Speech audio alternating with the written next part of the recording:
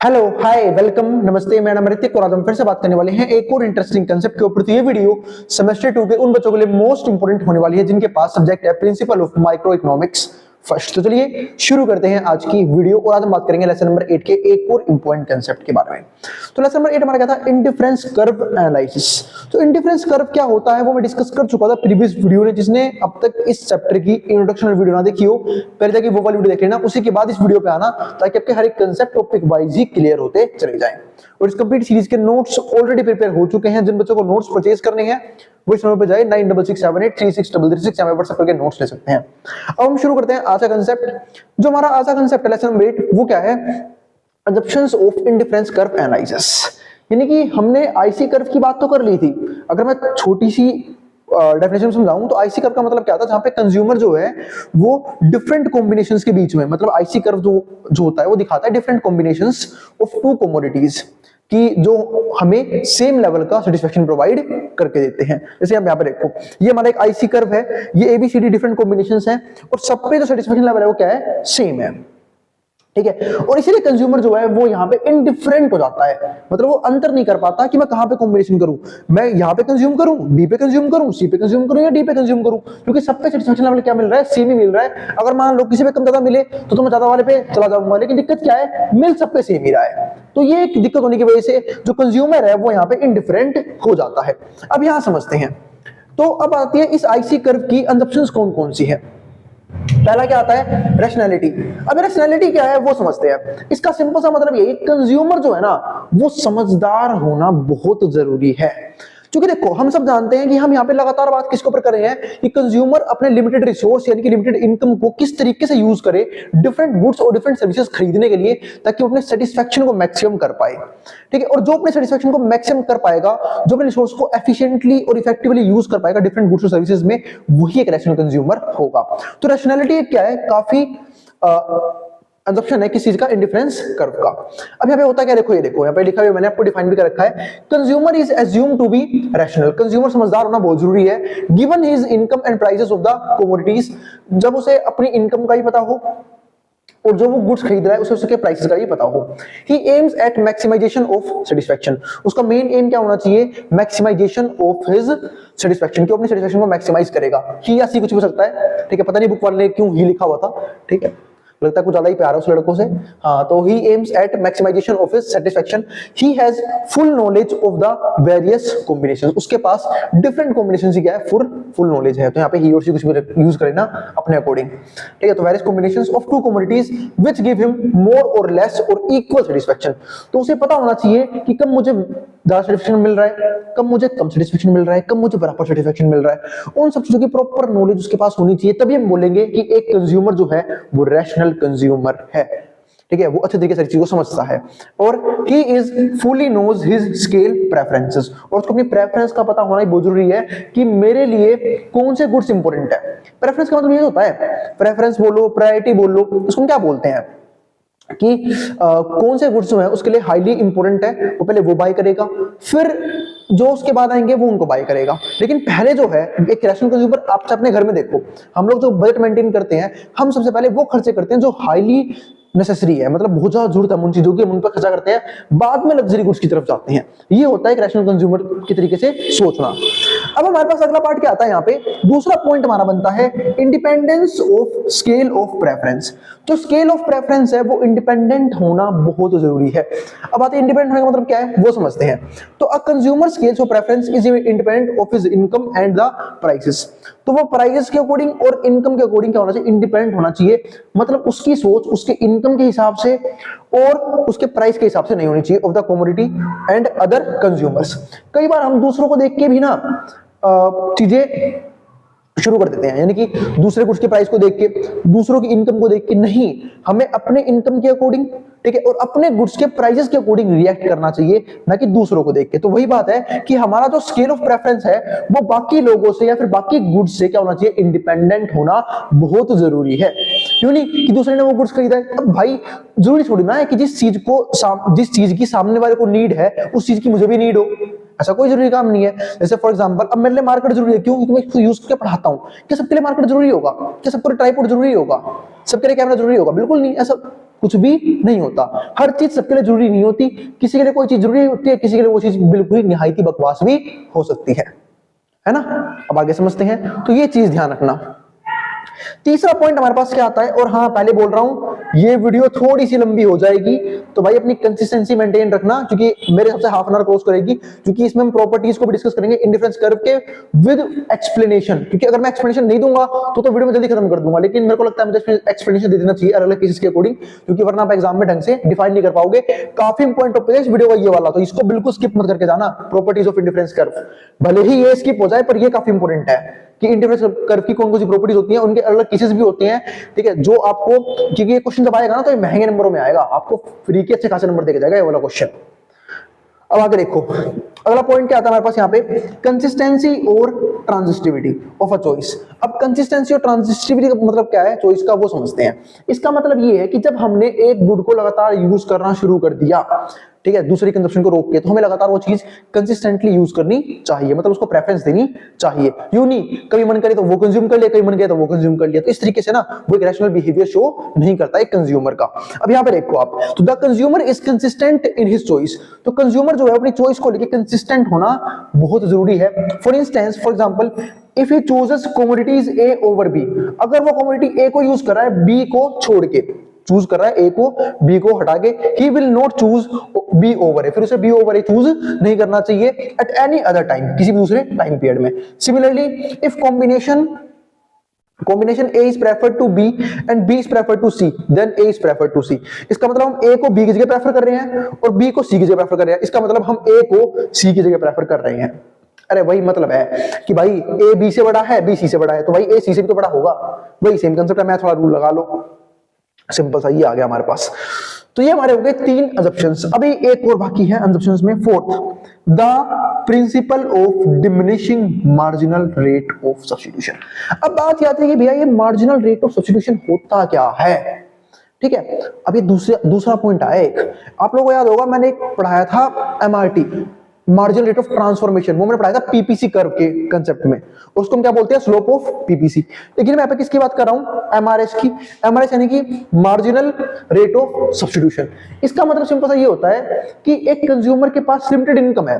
अब एक कंज्यूमर के पास लिमिटेड इनकम की होने की वजह से अगर उसे 2 गुड्स में से किसी भी एक गुड्स की कंजप्शन को इंक्रीज करना है, उसे दूसरी कम करनी पड़ेगी, ठीक है। जैसे सपोज करो कि भाई अगर मान लो मेरे पास 100 रुपए हैं इनकम के तौर पे, 100 रुपए खर्च करने हैं मुझे, ठीक है। अब मुझे इसमें जाके केले भी लेके आने और सेब भी लेके आने, दोनों फ्रूट मुझे पसंद है। मान लो 50 रुपए केले ले आता हूँ और 50 रुपए के सेब ले आता हूँ।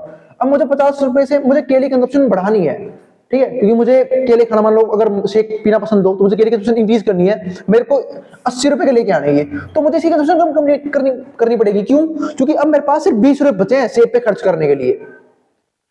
तो इसी को क्या बोलते हैं, मार्जिनल रेट ऑफ सब्स्टिट्यूशन। की अगर मुझे किसी एक चीज की, किसी एक गुड्स की कंजप्शन को इंक्रीज करना है तो लिमिटेड इनकम की वजह से दूसरे की कंजप्शन को डिक्रीज करना पड़ेगा, वरना ऐसा पॉसिबल नहीं होगा।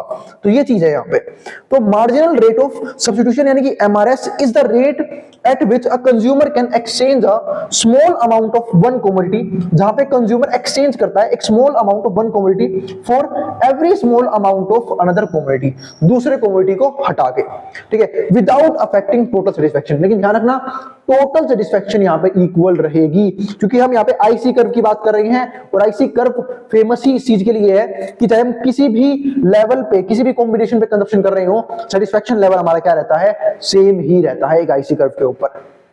तो वही चीज है विदाउट अफेक्टिंग टोटल सेटिस्फैक्शन, यानी कि मैं कह सकता हूं कि जो एमआरएस एक्स वाई है, यानी कि marginal rate of substitution X, दोनों गुड्स का एक्स और वाई का, वो delta Y upon delta X होता है, यानी कि change in Y according to change in X. मतलब मैं y को कितना, x को कितना सैक्रिफाइस कर रहा हूं y की कंजप्शन को इंक्रीज करने के लिए, या फिर y में कितना सैक्रिफाइस कर रहा हूं x की कंजप्शन को इंक्रीज करने के लिए, ठीक है। वो चीज मैंने यहाँ पे अभी शो भी करी है। और ध्यान रखना, इसी को पता है क्या बोलते हैं, इसी को हम बोलते हैं स्लोप। किसका स्लोप? ये स्लोप होता है आईसी कर्व का। तो कभी भी एग्जाम में आ जाए, 1 नंबर का सवाल है, फ्री में आपको डिफाइन करना हो कि आईसी कर्व का स्लोप क्या होता है, तो आंख बंद करके बोल देना मार्जिनल रेट ऑफ सब्स्टिट्यूशन। और जैसे ही पीपीसी का स्लोप क्या था, MRT, marginal rate of transformation, वो मैंने वहां पढ़ाया था, आप लोगों को याद होगा। जिनको याद नहीं है भाई वो बादाम खाया करे, थोड़ा सा याददाश्त बढ़ेगी, ठीक है। अब आगे समझते हैं इस चीज को। अगर मैं यहां पे दिखाऊं ग्राफ में आपको, तो ये कमोडिटी एक्स है, ये कमोडिटी वाई है। तो पहले जब हम x की 1 यूनिट कंज्यूम कर रहे थे तो हम y की 25 कंज्यूम कर रहे थे, फिर मैंने x की कंजम्पशन को इंक्रीज किया, मुझे मन कर रहा है मैं x और कंज्यूम करूं, तो एक सिंपल सी बात है लिमिटेड इनकम है तो y कंजम्पशन गिरेगी, 25 से 20 पे आ गई। फिर मैंने तीसरी कंजम्पशन करी, इसकी 16 हो गई और कम कर दी। जब मैंने चौथा कंज्यूम किया इसका 13 हो गया, जब मैंने पांचवा इसका यूनिट एक और बढ़ाया तो इसका 11 हो गया। पर तुमने एक चीज देखी, जब मैंने पहली यूनिट कंज्यूम करनी शुरू करी थी तो उसकी मुझे 5 यूनिट सैक्रिफाइस करनी पड़ रही थी, एक को बढ़ाने के चक्कर में 5 सैक्रिफाइस, 5 माइनस। जब मैंने दूसरी कंज्यूम करनी शुरू करी, मतलब एक और बढ़ाया, तो मुझे सिर्फ 4 सैक्रिफाइस करनी पड़ रही है, 20 से 16 हो गई। और जब मैंने तीसरी कंजम्पशन शुरू करी तो मेरे को सिर्फ कितना करना पड़ रहा है, 3 सैक्रिफाइस, फिर सिर्फ 2 सैक्रिफाइस। इसका मतलब मेरा सैक्रिफाइस घटता जा रहा है। इसी के लिए हमने यहाँ पे वर्ड यूज किया था diminishing marginal rate of substitution. देखो वहां पे क्या है, नेगेटिव में आंसर आएगा delta Y upon delta X का, ठीक है। तो इसलिए हम इसलिए यहाँ पे यूज करते हैं diminishing marginal rate of substitution, क्योंकि ये वैल्यू लगातार कम होती रहेगी, ठीक है। तो ध्यान रखना चेंज कितना हो रहा है, जैसे यहाँ पे लगातार चेंज क्या हो रहा है, कम होता चला जा रहा है, लगातार ये गिरता चला जा रहा है। देखो यहाँ पे लिखा भी हुआ है डिमिनिशिंग एमआरएस, पहले एक एक्स को इंक्रीज करने के लिए 5 का सैक्रिफाइस किया, फिर दूसरे के लिए 4 का, फिर तीसरे के लिए 3 का, उससे अगले के लिए 2 का। तो इस तरीके से जो हमारी वैल्यू है वो कम होती जा रही है, इसीलिए हम इसको बोलते हैं diminishing marginal rate of substitution. तो कोई आपसे पूछे कि स्लोप क्या होता है तो बोलोगे मार्जिनल रेट ऑफ सब्स्टिट्यूशन कैसा होता है, तो नेगेटिव स्लोप होता है, ठीक है। अब आगे समझते हैं, अब आते हैं अपने प्रॉपर्टीज वाले कंसेप्ट पे, और आज की वीडियो का हाईली इंपॉर्टेंट कंसेप्ट, ठीक है। इससे इंपॉर्टेंट कंसेप्ट नहीं है, ठीक है, क्योंकि ये सब तो ऑलमोस्ट कंसेप्शंस थी जो प्रीवियस वीडियो में करवा सकता था, पर प्रीवियस वीडियो की लंबाई बढ़ने की वजह से लेंथ ज्यादा बढ़ गई थी, तो मैंने सिर्फ इंट्रोडक्शन पे रोक दिया। इस वीडियो में कंसेप्शन देख ली है। अब आते हैं इस वीडियो के सबसे इंपॉर्टेंट टॉपिक है, प्रॉपर्टीज ऑफ इंडिफरेंस कर्व। जो पहली प्रॉपर्टी इंडिफरेंस कर्व की वो क्या है, an indifference curve slopes downward from left to right. जो इंडिफरेंस कर्व है उसका स्लोप डाउनवर्ड होता है फ्रॉम लेफ्ट टू राइट। इसका मात्र एक रीजन है, ये diminishing marginal rate of substitution. अब यहां पे देखो मैंने इस प्रॉपर्टी को डिफाइन भी कर रखा है, जब इस प्रॉपर्टी को एक्सप्लेन करूंगा, एक्सप्लेनेशन खुद लिख के आओगे, मैं समझा रहा हूं आप लोगों को, ठीक है। बाकी नोट्स जिन्होंने रखे हैं उस नोट्स में एक्सप्लेनेशन दे रखा है पहले से ही। अगर मैं प्रॉपर्टी की बात करूं तो प्रॉपर्टी में क्या हुआ यहाँ पे, तो इस चीज को देखो, यहाँ पे y है, यहाँ पे x है। जब हम किसी एक गुड्स की कंजप्शन को देखो, जैसे मैं इस गुड्स की मान लो ये Q1 कंज्यूम करा था, तो इसकी मान लेते हैं ऐसा, एक मिनट रुक जाओ, y1 तो इसकी x1। जब मैंने इसकी कंजप्शन को कम किया y2 की, उसकी बढ़ गई, मतलब उसकी बढ़ाने के लिए मुझे इसकी कम करनी पड़ी, इसकी और कम करी, इसकी बढ़ गई, इसकी और कम करता चला गया, इसकी बढ़ती चली गई। मतलब लिमिटेड इनकम, लिमिटेड रिसोर्स होने की वजह से जब मुझे एक की कंजप्शन को इंक्रीज करना पड़ रहा है, दूसरे की भी क्या हो रही है, कम होती जा रही है। इसी को बोलते हैं slope of indifference curve, MRS delta Y upon delta X, जो कि हमारे क्या होता है नेगेटिव, व्हिच इज नेगेटिव, जो नेगेटिव होता है, जिसकी वजह से जो हमारा इंडिफरेंस कर्व है वो स्लोप होता है downward from left to right, नीचे की तरफ गिरता रहता है। ये एक रीजन होता है, क्योंकि यहाँ पे सिंपल सा रीजन यही है कि अगर मुझे किसी एक गुड्स के कंजप्शन को इंक्रीज करना है, दूसरे का डिक्रीज होगा, सेटिस्फैक्शन लेवल सेम रहेगा, सेटिस्फैक्शन लेवल में किसी प्रकार की कोई भी दिक्कत नहीं है। अब कुछ डिफरेंट केसेस की बात करते हैं, जैसे ये केस है, अगर मैं इस केस की बात करूं पॉसिबल ही नहीं है, इस केस की बात करूं पॉसिबल ही नहीं है, इस केस की बात करूं पॉसिबल ही नहीं है। मतलब ना तो आईसी ऐसा हो सकता, ना आईसी ऐसा हो सकता, ना आईसी ऐसा हो सकता। मतलब ऐसा क्यों नहीं हो सकता है, थोड़ा ध्यान से देखो। आईसी की सबसे बड़ी खास बात क्या है कि आईसी के हर एक पॉइंट पे सेटिस्फैक्शन लेवल सेम रहता है। तो इनकी शक्ल देखना एक बार, है कहीं सेटिस्फैक्शन लेवल सेम, सोच के देखो। अब ये बताओ, यहां पे कंज्यूमर इसकी मान लो y1 क्वांटिटी कंज्यूम कर रहा था, इसकी x1 कर रहा था। जब मैं यहाँ पे y1 से y2 पे शिफ्ट हुआ अगले पॉइंट पे आईसी के, इसकी x1 से x2 हो गई। मतलब गुड्स को यूज कर मैंने बढ़ा दिया। एक टॉपिक होता है मोनोटोनिक प्रेफरेंस, क्या होता है, इसको हम आगे भी डिफाइन करूंगा मैं, ये अगले प्रॉपर्टी में यूज होगा, मोनोटोनिक प्रेफरेंस। मोनोटोनिक प्रेफरेंस का सिंपल सा मतलब ये होता है कि कंज्यूमर ये सोचता है मेरे पास जितने गुड्स होंगे, जितनी सर्विसेज होंगी, मेरा सेटिस्फैक्शन लेवल उतना ही हाई होगा। इसी को बोलते हैं मोनोटोनिक प्रेफरेंस। तो यहाँ पे उसके गुड्स और सर्विस जो यूज कर रहा है वो बढ़ गई है, क्वांटिटी तो बढ़ गई है, तो क्या सेटिस्फैक्शन लेवल नहीं बढ़ेगा, बढ़ेगा। पर हम जानते हैं अकॉर्डिंग टू आईसी कर्व के हिसाब से कभी भी हर एक पॉइंट पे आईसी के सेटिस्फैक्शन लेवल सेम रहता है, पर यहाँ पे सेम तो है ही नहीं, यहाँ पे सेटिस्फैक्शन ज्यादा मिल रहा है। अगर मैं इस पॉइंट की बी की बात करूं, ए की बात करूं, तो बी पे सेटिस्फैक्शन लेवल ज्यादा है एज कंपेयर टू ए। फिर अगर मैं सी की बात करूं, सी पे हमने गुड्स को यूज करना और बढ़ा दिया। अब मैं y3 क्वांटिटी कंज्यूम कर रहा हूं और x की x3 क्वांटिटी कंज्यूम कर रहा हूं और क्वांटिटी बढ़ गई। मतलब मैं कह सकता हूं कि c पे सेटिस्फैक्शन लेवल b से भी ज्यादा है, और हम सब जानते हैं कि आईसी में ऐसा पॉसिबल नहीं होता, इसकी वजह से ये केस पॉसिबल नहीं है। अब बात करते हैं उस केस की। अगर मैं उस केस की बात करूं, आईसी हमारा यहाँ पे क्या है, हॉरिजॉन्टल है। आईसी हॉरिजॉन्टल है, इसका मतलब क्या है कि एक गुड्स की कंजप्शन जो है वो तो फिक्स है, सपोज करो पे वाई की फिक्स है, पर एक्स की मैं बढ़ाता जा रहा हूं। तो जब एक की फिक्स है, मतलब एक की तो फिक्स है और एक की चेंज होती जा रही है, तो इसका मतलब क्या है कि सर्टिफिकेट सेम रहेगा, बिल्कुल सेम रहेगा। अगर मैं यही इसी पॉइंट पे बात करूं, इस वाले पॉइंट पे बात करते हैं ए पे एक्स की मान लो x1 क्वांटिटी कंज्यूम कर रहे हैं, तो सिंपल सी बात है y की तो एक ही फिक्स है, y1 मान लेते हैं कि भाई y की y1 कर रहे हैं।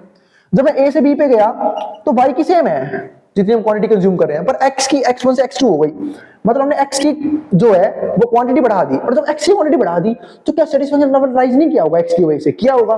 पर फिर से भाई आईसी का लॉ वायलेट हो रहा है यहाँ पे कि भाई आईसी का तो ये बोलता है कि सेटिस्फेक्शन लेवल हर जगह सेम रहेगा, यहाँ भी सेम नहीं है, सेम ऐसे यहाँ पे, ठीक है। और आईसी एक बात और बोलता है, अगर आप एक की कंजप्शन को बढ़ाओगे दूसरी कम होगी, तो फर्क ही नहीं पड़ रहा, यहाँ तो वाई की सेम है, एक्स की फिर भी बढ़ रही है, ठीक है। तो आईसी का इस वजह से भी फेल होता है यहाँ पे।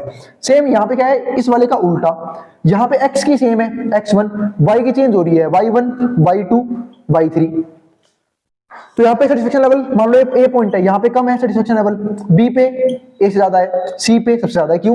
क्योंकि ए बी सी के हिसाब से वाई की कंजप्शन को हम इंक्रीज कर रहे हैं, और जब हम कंजप्शन इंक्रीज करेंगे सेटिस्फेक्शन लेवल भी राइज करेगा, जिस चीज की वजह से ये आईसी कर्व सही नहीं है, क्योंकि आईसी कर्व हर पॉइंट पे same level of satisfaction provide करता है। उसकी वजह से ये भी चीज क्या हो गई, हमारी गलत हो गई। हमने एक और इंपॉर्टेंट चीज देख ली, यहां तक मुझे कोई डाउट नहीं होगा, प्रॉपर्टी फर्स्ट में खत्म कर चुका हूं। यहां तक जिसको जो उतारना पहले वो उतार सकता है, मैं बोर्ड के सामने से। फिर हम बात करेंगे बाकी तीन प्रॉपर्टीज की, डेफिनेशंस की और एक्सप्लेनेशन की, ठीक है। तो अभी कहीं नहीं जाना है, अब जिसको जो उतारना ला सकता है मैं बोर्ड के सामने से। अगर देखते हैं, हाँ तो मैं क्या बात कर रहा था बाकी प्रॉपर्टीज के ऊपर। तो हमारी पहली प्रॉपर्टी तो हो गई कि इंडिफरेंस कर्व जो है उसका slope downward from left right क्यों होता है। दूसरे की हम बात करते हैं यहाँ पे higher indifference curve higher satisfaction. ये तो बहुत इजी प्रॉपर्टी है जो आपको यूं ही समझ में आ जाएगी कि हायर इंडिफरेंस कर्व जो है ना वो हायर सेटिस्फेक्शन प्रोवाइड करता है। ऐसा क्यों करता है वो समझते हैं। देखो भी मैंने 4 आईसी कर्व बनाए, ये हमारा IC1, ये IC2, ये IC3, IC4।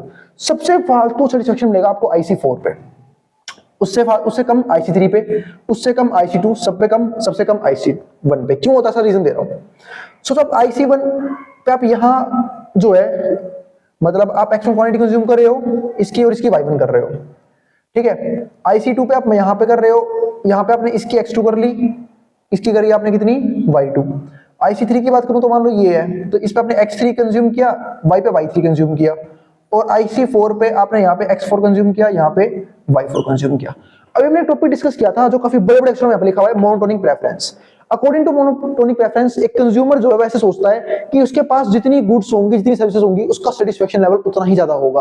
ये ऐसा होता भी है कि जब हमारे पास ज्यादा रिसोर्सेज होते हैं, ज्यादा इनकम होती है, ज्यादा गुड्स होते हैं कंज्यूम करने, ज्यादा सर्विस होती है कंज्यूम करने के लिए, हम उतना ही सेटिस्फाइड फील करते हैं।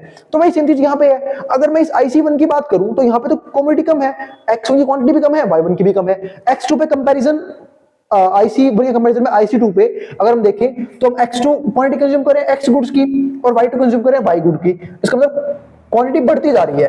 IC3 पे और बढ़ गई, IC4 पे और बढ़ गई, यहाँ पे और बढ़ती जा रही है। तो इसका मतलब जब हम हायर IC को अचीव करने की कोशिश करते हैं ना, तो हमारे पास जो गुड्स एंड सर्विसेज है उसकी क्वांटिटी बढ़ती रहती है, और उस क्वांटिटी बढ़ने की वजह से हम ये बोलते हैं कि higher the IC higher satisfaction level. यानी कि जितना ज्यादा ऊपर होगा ना IC, मतलब जितना बड़ा IC होगा, ठीक है, ऊपर होगा IC, उतना ही ज्यादा क्या होगा, सेटिस्फेक्शन लेवल हमारा क्या रहेगा, ज्यादा रहेगा। तो इसी को बोलते हैं higher indifference curve higher satisfaction level लिखता हूं यहाँ पे, हायर सेटिस्फेक्शन लेवल।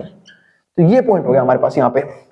काफी इजी था, एक्सप्लेनेशन दे दी मैंने आपको इसकी, और इसी पॉइंट की वजह से ये वाला पॉइंट बना हुआ है मोनोटोनिक प्रेफरेंस, जहां पे हमने ये चीज समझी क्या कि जिसके पास कंज्यूमर के पास जितनी गुड्स और सर्विसेज होंगी वो उतना ही सेटिस्फाइड फील करेगा। अब आता है हमारा थर्ड पॉइंट क्या है, indifference curve generally are convex to the point of origin. जो इंडिफरेंस कर्व है वो कन्वेक्स रहता है ओरिजिन के, उसका रीजन क्या है, इसका slope minus delta Y upon delta X, ये होता है इसका स्लोप। इसको क्या बोलते हैं, MRS, marginal rate of substitution of X Y. तो इसकी वजह से अब ये हमारा हमेशा डिमिनिश करता रहता है, जिसकी वजह से इसका स्लोप क्या होता है, कन्वेक्स होता है। लेकिन आपको मैं दो रीजन और दे रहा हूं, दो चीजें और समझा रहा हूं, पहले यहाँ पे नोट कर लेते हैं। ये x है, ये y है, ठीक है, यहाँ पे गुड y, यहाँ पे गुड x हो जाएगा। सेम ऐसे ही ये y, ये x, और ये वाई ये एक्स, मैंने सिर्फ रफली बना दिया था सिंपल सा ओरिजिन। हाँ, तो मैं क्या बात कर रहा था यहाँ पे, क्योंकि एमआरएस जो है वो हमेशा डिक्रीज करता रहता है, diminishing marginal rate of substitution बोलते हैं हम इसे, जिसकी वजह से जो स्लोप है आईसी कर्व का वो कैसा होता है, कन्वेक्स टू द ओरिजिन होता है जनरली। लेकिन सपोज करो कि अगर कभी गलती से delta Y upon delta X increase कर गया घटने की बजाय, तो जो है ना ये कनकेव हो जाएगा, देखो कनकेव हो गया, तो इसको हम क्या बोलते हैं, कनकेव। अगर ये पॉजिटिव हो जाता है तो यानी कि बढ़ता है, तो इंक्रीज करता है, तो क्या हो जाएगा, कनकेव टू द ओरिजिन। और अगर ये कांस्टेंट रहता है, देखो डिक्रीज क्यों हो रहा था, वहां पे हमने टेबल बनाई थी, डिक्रीज क्यों हो रहा था, क्योंकि जो हम सैक्रिफाइस कर रहे थे ना नई यूनिट कंज्यूम करने की वजह से, वो सैक्रिफाइस क्वांटिटी के साथ साथ घटता जा रहा था, यानी कि हम इंक्रीज सेम रेट से कर रहे थे पर सैक्रिफाइस घटता जा रहा था, जिसकी वजह से ये डिमिनिश कर रहा था। लेकिन सपोज करो अगर सैक्रिफाइस बढ़ता जा रहा है अगले लेवल तक पहुंचने के लिए, तो ये क्या हो जाएगा, पॉजिटिव हो जाएगा, ये बढ़ना शुरू हो जाएगा, और जब बढ़ना शुरू हो जाएगा तो क्या हो जाएगा, कनकेव टू द ओरिजिन। लेकिन अगर मान लो जितना सैक्रिफाइस हो रहा है उतना ही गेन हो रहा है, इसका मतलब क्या है कि एमआरएस कांस्टेंट है, और जब एमआरएस कांस्टेंट है तो ग्राफ यूं बनेगा, बिल्कुल सिंपल लाइन में, ये बनेगा हमारा नया आईसी कर्व, स्ट्रेट लाइन बिल्कुल। ये कब बनेगा, जब हमारा delta Y upon delta X ना इंक्रीज कर रहा हो ना डिक्रीज कर रहा हो, कांस्टेंट रह रहा हो, बार बार सेम रेशियो में हो, यानी कि जितना मैं इंक्रीज कर रहा हूं उतना ही क्या हो रहा है, डिक्रीज भी हो रहा है। तो तीन प्रॉपर्टीज तो मैं ऑलरेडी डिफाइन कर चुका हूं मैं। अब आते हैं लास्ट वाली प्रॉपर्टी पे, इसकी एक्सप्लेनेशन आपको नोट्स के अंदर मिल जाएगी और आप खुद भी लिख सकते हो इसे, अगर आप बुक पढ़ रहे हो तो आप बुक में से एक्सप्लेनेशन दे रखी है, मैं आपको समझा रहा हूं सर ऐसा क्यों होता है, मैं आपको मेन रीजंस दे रहा हूं, ठीक है। पूरी एक्सप्लेनेशन आपको नोट्स के अंदर मिल जाएगी और बुक के अंदर भी मिल जाएगी।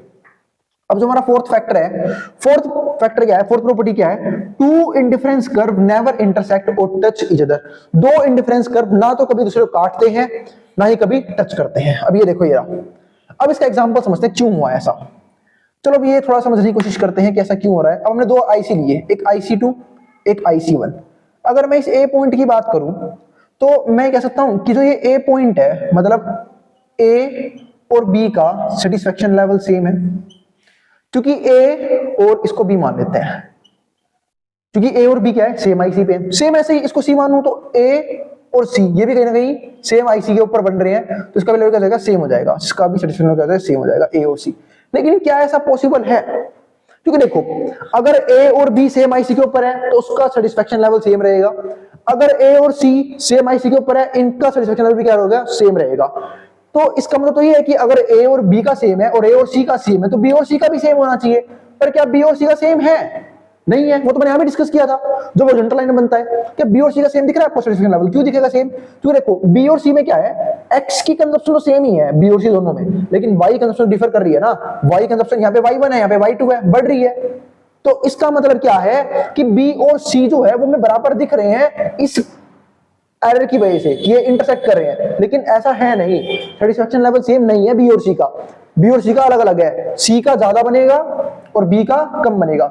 सी का ज्यादा क्यों बनेगा, क्योंकि सी के केस में देखो आप वाई की ज्यादा क्वांटिटी कंज्यूम कर रहे हो एज कंपेयर टू y1, यहां बी में कम कर रहे हो और सी में ज्यादा कर रहे हो, इसका मतलब, और हमने भी पढ़ा फिर से वही बात, मोनोटोनिक प्रेफरेंस, कि जब हम ज्यादा गुड्स या फिर ज्यादा सर्विस कंज्यूम करते हैं हमारा सेटिस्फेक्शन लेवल बढ़ जाता है, जिस चीज की वजह से मैं यहाँ पे ये बात आराम से कह सकता हूं कि सी पे सेटिस्फेक्शन लेवल ज्यादा मिलेगा और बी पे सेटिस्फेक्शन लेवल कम रहेगा, इसलिए बी और सी सेम नहीं हो सकते, और इसीलिए जो हमारा इंडिफरेंस कर्व है वो इंटरसेक्ट नहीं कर सकता, क्योंकि अगर वो इंटरसेक्ट करता तो ये वाली बात सही होती, पर ये वाली बात क्या है, गलत है। बस चारों प्रॉपर्टी होगी, एक्सप्लेनेशन होगी, जल्दी निपट गया हम, मेरे को लगा था वीडियो थोड़ी लंबी हो जाएगी एक्सप्लेन करते करते, पर इजीली हो गया और उम्मीद है समझ में आ भी गया होगा। फिर भी कोई भी प्रॉपर्टी में कोई भी डाउट रह जाए ना, कोई भी दिक्कत रह जाए, कोई भी क्वेरी हो, कोई भी सजेशन हो, आप कमेंट बॉक्स में कमेंट कर देना, मैं उस क्वेरी को सोल्व करने की पूरी कोशिश करूंगा। मिलेंगे अगली वीडियो में, ठीक है, जहां पे हम बात करेंगे इसके नेक्स्ट कंसेप्ट्स के बारे में। और अगर वीडियो पसंद आई हो तो वीडियो को लाइक किए बिना मत जाना और चैनल को सब्सक्राइब भी कर देना ऐसी वीडियोस के लिए, और उन बच्चों में शेयर भी कर देना जिन बच्चों का एग्जाम होने वाला हो सेम सब्जेक्ट का। अब जिसको जो उतार सकता है मैं उतारूं बोर्ड के सामने से।